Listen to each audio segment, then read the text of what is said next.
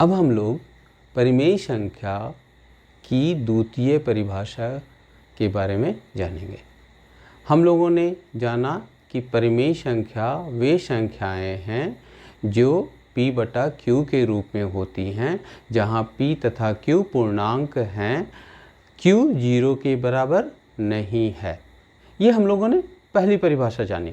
अब द्वितीय परिभाषा कैसा है? तो वह संख्या जिसका दशमलव प्रसार कैसा हो?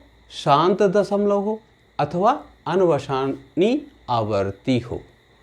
शांत का इंग्लिश टर्मिनेटिंग, अनवसानी आवर्ती का इंग्लिश नॉन टर्मिनेटिंग रिकरिंग। दशमलव प्रसार मतलब जब हम उसे दशमलव रूप में बदलें। जैसे उदाहरण के लिए 1/2, ये देख रहे हैं आप p बटा q के रूप में है, इसका मतलब कि ये परिमेय संख्या है। अगर हम इसको 1 को 2 से भाग देते हैं तो हमें क्या मिलेगा? 0.5। इसमें शेषफल क्या होगा? 0 आ जाएगा। जैसे ही शेषफल 0 हो गया, आगे हम लोग भाग की प्रक्रिया नहीं बढ़ा सकते। इसीलिए ऐसे दशमलव को हम लोग शांत दशमलव कहते हैं। क्या कहते हैं? शांत दशमलव, टर्मिनेटिंग डेसिमल। दूसरा उदाहरण 1/3, यह भी p बटा q के रूप में है। ऐसी जब हम लोग ऐसी संख्या लेते हैं और इसको भाग देते हैं तो भाग में हमारे पास भागफल क्या आता है? 0.3333, मतलब 0.3333 डॉट डॉट डॉट डॉट। क्या इसमें शेषफल कभी 0 आएगा? नहीं ना, शेषफल कभी 0 नहीं आएगा। अतः यह भाग की प्रक्रिया चलती रहेगी। ऐसे दशमलव प्रसार को हम लोग क्या कहते हैं?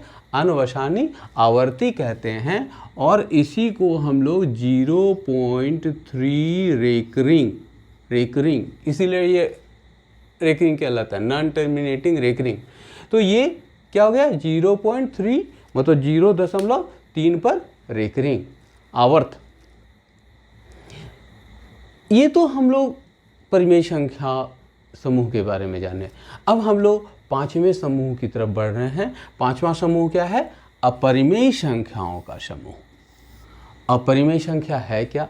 तो अपरिमेय संख्या वह संख्या, एक इसकी पहली परिभाषा दी जाती है, वह संख्या जो p बटा q के रूप में नहीं हो। परिमेय संख्या में क्या था? वह संख्या जो p बटा q के रूप में हो। यहाँ क्या कहता है? वह संख्या जो p बटा q के रूप में नहीं हो, अर्थात वह संख्या जिसे p बटा q के रूप में नहीं लिखा जा सकता, जहाँ p तथा q क्या हैं? पूर्णांक हैं और q 0 के बराबर नहीं है। तो ऐसी संख्याओं को अपरिमेय संख्या कहते हैं। लेकिन ये स्पष्ट नहीं हो पाता कि क्यों नहीं लिख पाते, कैसे नहीं लिख पाते, थोड़ा सा मुश्किल होता है। इसीलिए इसको दशमलव प्रसार पर अगर समझा जाए तो बहुत आसानी से समझ में आता है। इसीलिए द्वितीय परिभाषा क्या हम दे सकते हैं? इसकी द्वितीय परिभाषा क्या है भाई? किसकी द्वितीय परिभाषा? अपरिमेय संख्या की। तो अपरिमेय संख्या की द्वितीय परिभाषा क्या है? वह संख्या जिसका दशमलव प्रसार अनवसानी अनावर्ती होता है। देखिए परिमेय संख्या में क्या था? अनवसानी आवर्ती। अपरिमेय संख्या में क्या है? अनवसानी अनावर्ती। अनावर्ती होता है अपरिमेय संख्या कहलाती है। अर्थात वह संख्या जिसका दशमलव प्रसार अनवसानी अनावर्ती होता है अपरिमेय संख्या कहलाती है। कुछ उदाहरण है। पाई तो आप लोग जानते हैं, पाई का प्रयोग बहुत जगह होता है। जैसे वृत्त की परिधि निकालें तो 2πr, वृत्त का क्षेत्रफल निकालें πr², तो वहाँ पर पाई का प्रयोग होता है।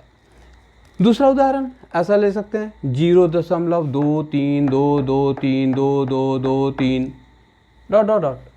ये इसके बाद क्या हो गया? 22223। तो यह कभी भी क्या होगा? न तो टर्मिनेट कर रहा है, मतलब नॉन टर्मिनेटिंग हो गया। डॉट डॉट डॉट यही बता रहा है कि ये नॉन टर्मिनेटिंग है। अगर ये डॉट डॉट डॉट छोड़ दें तो ये क्या हो जाएगा? टर्मिनेटिंग, मतलब शांत हो जाएगा। तो ये डॉट डॉट छोड़ना नहीं है। अगर डॉट डॉट छोड़ दिया तो गलत हो जाएगा। तब ये कैसा हो जाएगा? तब ये परिमेय संख्या बन जाएगी, अपरिमेय संख्या नहीं रहेगी। इसलिए डॉट डॉट रखना जरूरी है। डॉट डॉट का मतलब है यह पूरी तरह भाग नहीं लग पा रहा है, मतलब शेषफल हमारा अभी तक 0 नहीं आया, शून्य नहीं आया। इसी तरीके से दूसरा उदाहरण और तीसरा उदाहरण 5.3737737773 डॉट डॉट डॉट ऐसे। फिर √2 मतलब 2 का वर्गमूल, 3 का वर्गमूल, क्यूब रूट 5 का घनमूल। ये सभी क्या हैं? ये सभी के सभी कैसे हैं? अपरिमेय संख्याएं हैं। ठीक है ना। अब हम लोग आते हैं संख्याओं का छठा समूह। छठा समूह है वास्तविक संख्याओं का समूह। कौन सा? वास्तविक संख्याओं का समूह। तो वास्तविक संख्याएं हैं कौन सी भाई?